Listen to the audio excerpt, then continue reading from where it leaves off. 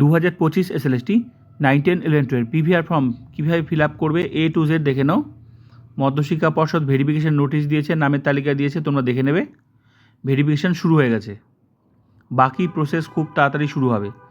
তো দেখো কিভাবে এই ফর্মটা ফিল আপ করবে। ছবি লাগবে, এখানে ক্যান্ডিডেট আইডি। এই ক্যান্ডিডেট আইডি মধ্যশিক্ষা পর্ষদ যখন নোটিশ দেবে ভেরিফিকেশনের জন্য, সেখানে নামের সাথে, নামের তালিকার সাথে এই আইডিটা পাওয়া যাবে।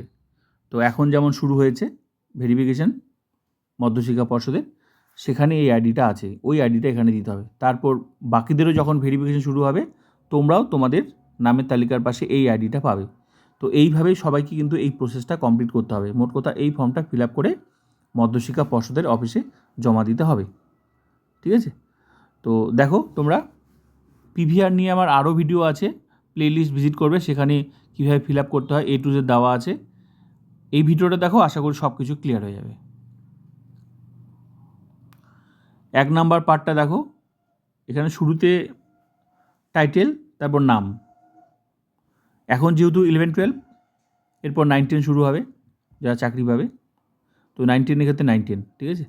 তো assistant teacher PG class level 11, 12, তো 9, 10 যখন হবে 9, 10 একই ফর্ম ফিল আপ করতে হবে। তো প্রেজেন্ট 3 নাম্বার আর 4 নাম্বার পার্টটা দেখো, প্রেজেন্ট আর হোম অ্যাড্রেস যদি আলাদা হয় তো আলাদা, আর যদি সেম হয় তো সেম লিখে দেবে।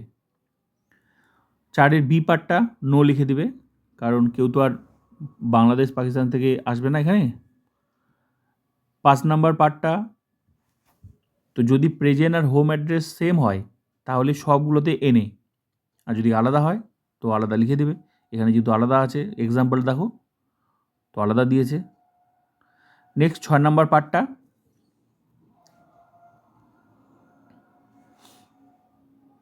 এবার 6 নাম্বার পার্টটা দেখো, সহজ।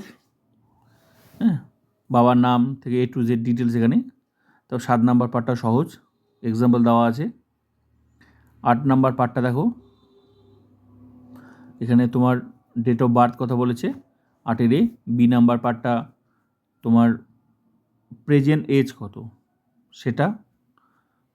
সি নাম্বার পার্টটা মাধ্যমিক পাস কত বছর বয়সে করেছো, কত বছর বয়সে, সেই সালটা, মানে সাল না, মানে কত বছর বয়স আর কি সেই সময়, 15, 16, 17, 18 যাই হোক, সেটা দেবে।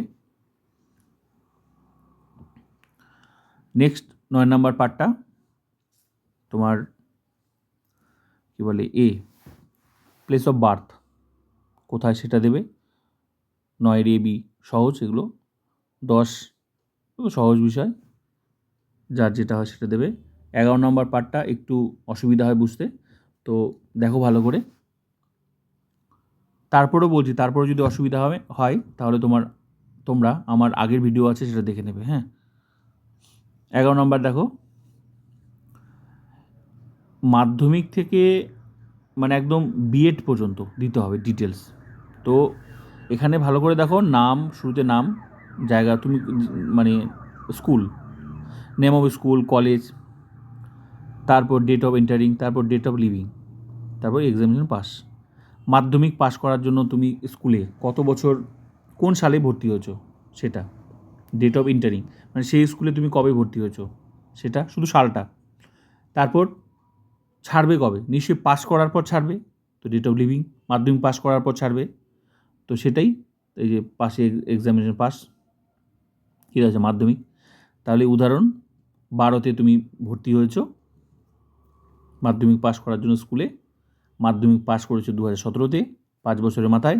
12-তে ভর্তি হলে 17-তে তুমি মাধ্যমিক পাস করবে, তো মাধ্যমিক পরীক্ষা পাস।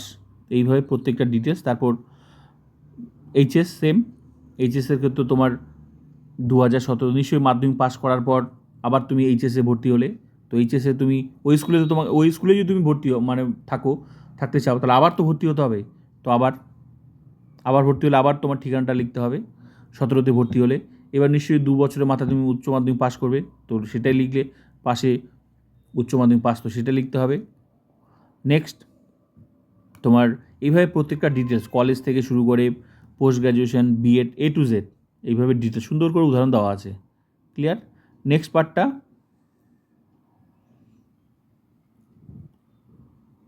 মোট কথা, তুমি যে কলেজ ইউনিভার্সিটি যেখানে ভর্তি হয়েছো, কবে ভর্তি হয়েছো, ডেট অফ এন্টারিং, মানে ওই কলেজ ওই স্কুল কবে ভর্তি হয়েছো, প্রত্যেকটা ডিটেলস, যেমন যেমন হচ্ছে মাধ্যমিকের জন্য স্কুলে ভর্তি হয়েছো, উচ্চ মাধ্যমিকের জন্য আবার তো ভর্তি হতে হবে, আবার ওই স্কুলে ভর্তি হলে সেম স্কুল, তাই না? তাও যখন পাস করেছো সেটা, মানে ডেট অফ লিভিং কখন হবে, যখন পাস করবে তখনই তো, তো সেটা কোন পরীক্ষা পাস করো সেটা। তো এইভাবে মাধ্যমিক উচ্চ মাধ্যমিক সব ডিটেলস, কলেজ থেকেও, কলেজ সেম। তো 2019 তুমি উচ্চ মাধ্যমিক পাস করেছো, নিশ্চয়ই সেই সময় তুমি আবার কলেজে ভর্তি হবে, ইন্টারিং হবে, তারপর পাস করবে নিশ্চয়ই 3 বছরের কোর্স পাস করলে, তারপর পোস্ট গ্র্যাজুয়েশন 2 বছরের, 2022 ভর্তি হয়েছো, 24 পাস করছো, তো তারপর বিএড 2024 কন্টিনিউ চলছে। তো এইভাবে ডিগ্রিগুলো ডিটেলস লিখতে হবে, কোথায় কোথায় ভর্তি হয়েছো, মানে পাস করার পরেই তো ছাড়ছো, সেগুলো ডিটেলস লিখতে হবে। ক্লিয়ার? নেক্সট 12 নম্বর পার্টটা, যদি তুমি সরকারি চাকরি করে থাকো তবে লিখতে হবে ডিটেলস, না হলে এনে নট অ্যাপ্লিকেবল, এক্সাম্পল দেওয়া আছে। 13 নম্বর পার্টটা, যদি তোমার কোর্ট কেস থাকে তাহলে তুমি ইয়েস লিখবে, আর যদি না থাকে তাহলে নো লিখে দিবে, মানে কনভিক্টেড কিন্তু বিষয়টা মনে রাখবে। এখানে কনভিক্টের কথা বলা হয়েছে। 14 নাম্বারটা, দুজনকে তুমি যাদের তোমার লোকালে দুজন যাদেরকে তুমি চেনো তাদের নাম লিখতে বলেছে এখানে। নেক্সট পার্টটা, একটা কথা মনে রাখবে, এখানে যে ডেটটা আর গেজেটেড অফিসার যে সিগনেচার করবে, ডেট যাতে একই হয় সেই বিষয়টা মাথায় রাখতে হবে, ঠিক আছে?